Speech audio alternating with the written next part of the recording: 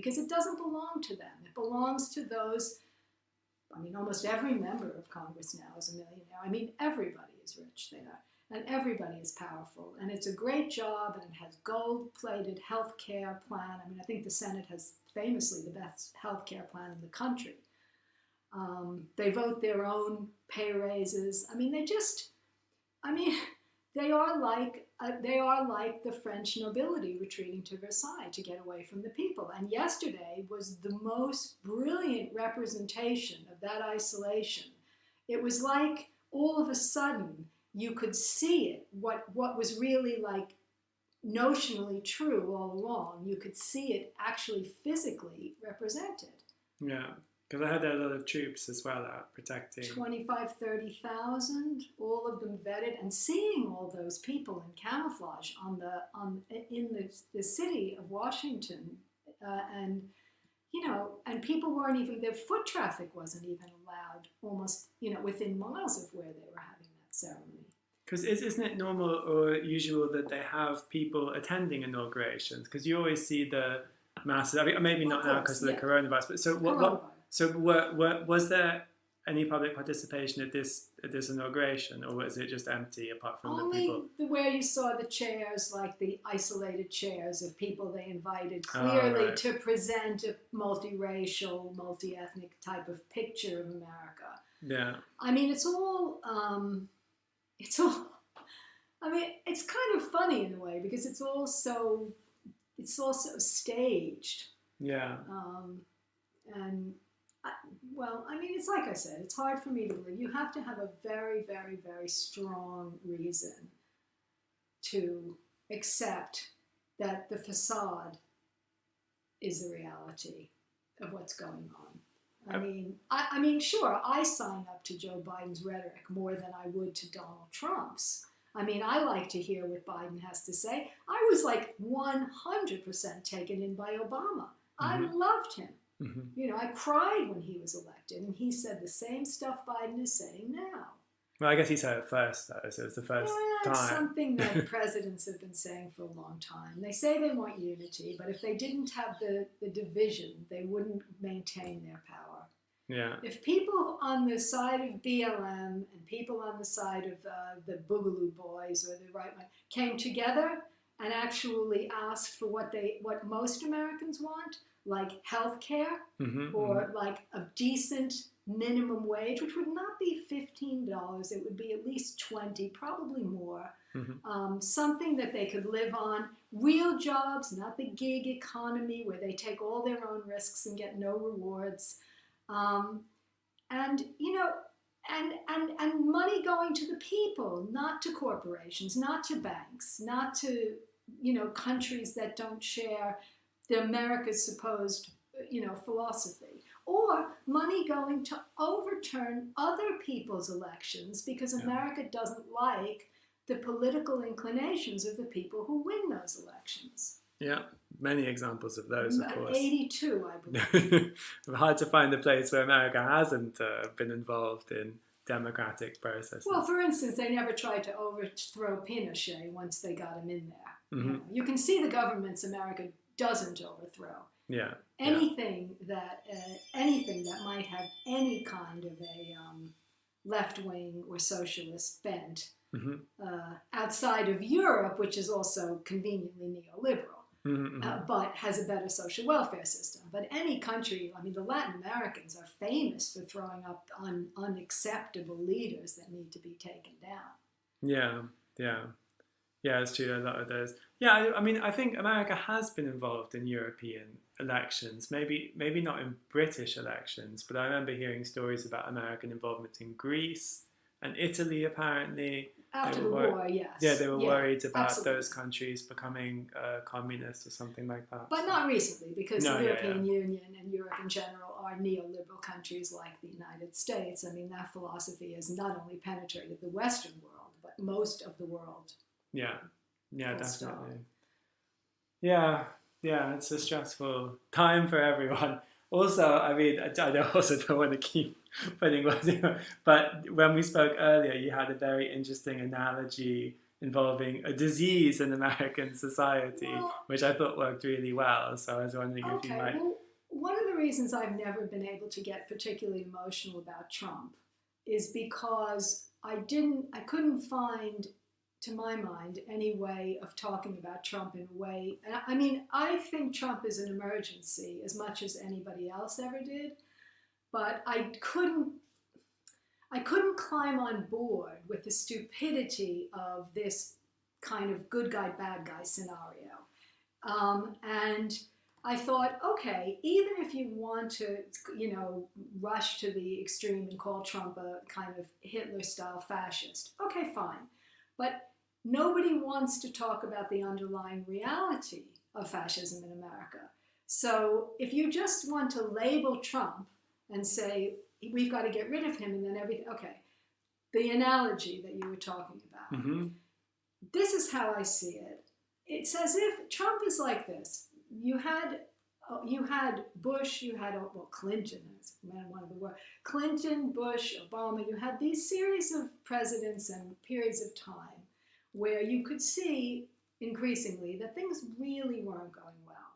I mean, 9/11 was a big wake-up call, and certainly from the time of 9/11, I mean, there was a kind of almost dark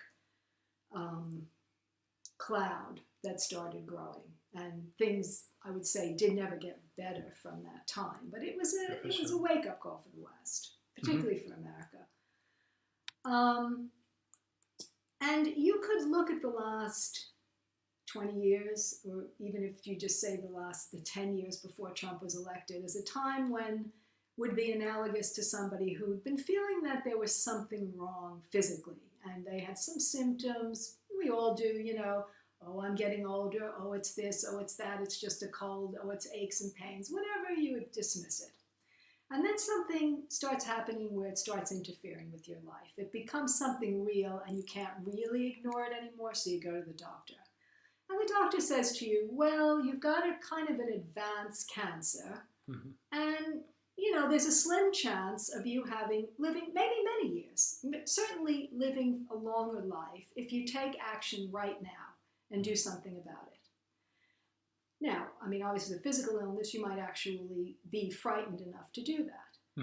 And Trump was frightening, let's not kid ourselves. I found him frightening too. But when you feel helpless against something and no one's offering you an answer to it and nobody even wants to talk about it as a real thing, then it's very hard to get excited about it. You just kind of live day to day and you don't think about it. But this case of the doctor now telling you you've got to do something and fast, it would be as if that person, instead of doing that, decided to go out and start a campaign against the idea of cancer and say, well, if cancer didn't exist as an idea, then I wouldn't have cancer and I couldn't die. So rather than addressing the issue, you address the idea.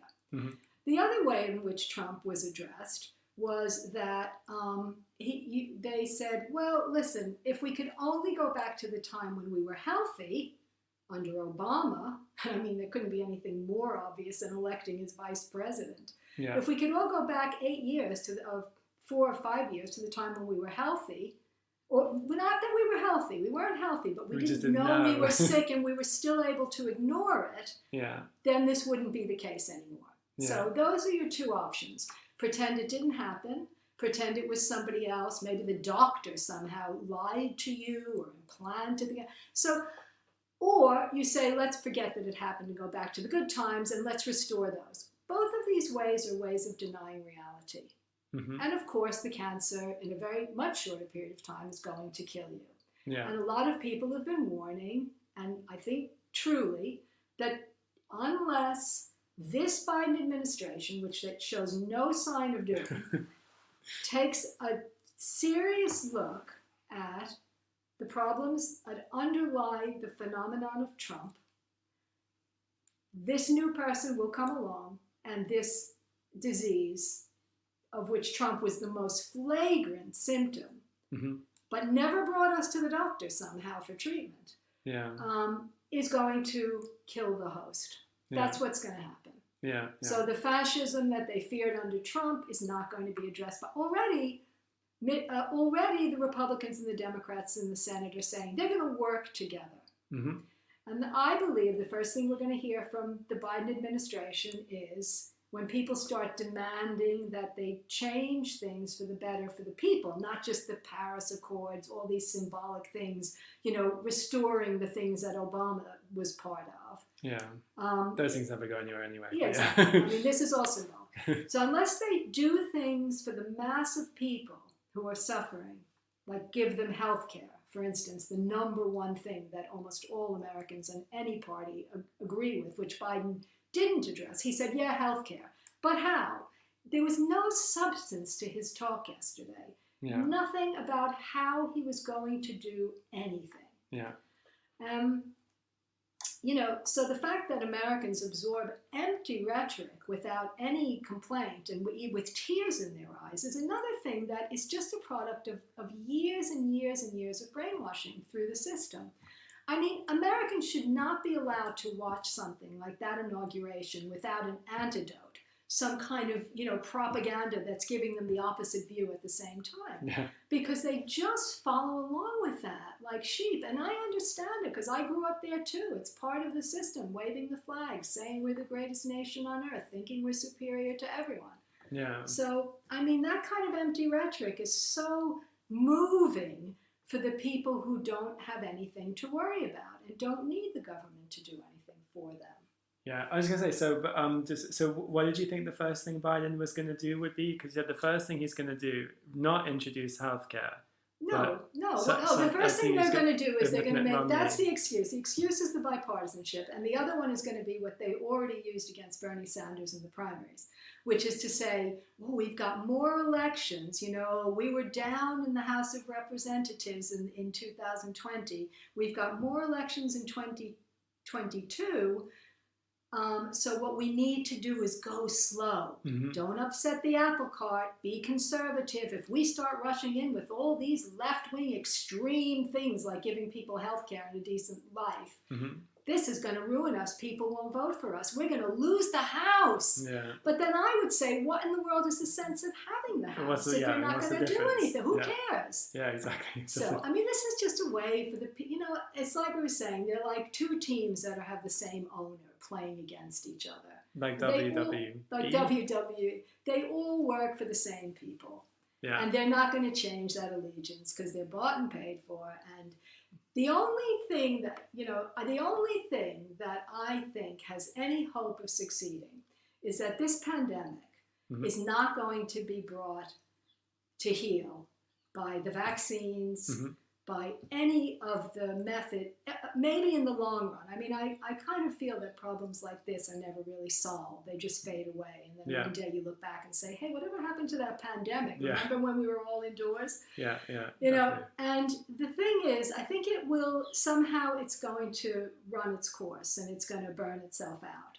But in the meantime, as it's mutating and it seems to be very robust in certain places, mm-hmm. I think that what might happen is that the economy will go into such a dive and there will be no way back from it. And the government can keep printing money and printing money and printing money, but eventually that money really isn't going to be able. I mean, the underlying economy that provides the stuff that people can spend that money on is going to disappear. And mm-hmm. already there's so much cash at the top that they don't know what to do with it. Yeah, they're buying up all the assets that there are in the world. Mm-hmm. And if the Biden administration doesn't now come to the rescue of towns, of cities and states, what's going to happen to all that money that's up at the top in the banks and the corporations? It's all going to buy up the infrastructure, which is already doing. I mean, Goldman Sachs, I think, already owns half of Chicago. But they're going to buy up the infrastructure of the cities and privatize everything from the parking meters to the streets to the transport. There won't be anything in the public sphere anymore. Yeah. Because that's the last thing to buy, really. That's the only place where there's money anymore. And they're certainly not going to invest in, businesses, right? Because mm-hmm. how can you start up a business now? I mean, they already, since 2008, weren't investing in businesses because there was no, all the manufacturing is in China. Mm-hmm. I mean, already there was no investment in the economy in these countries, the real economy. only assets. So, there's not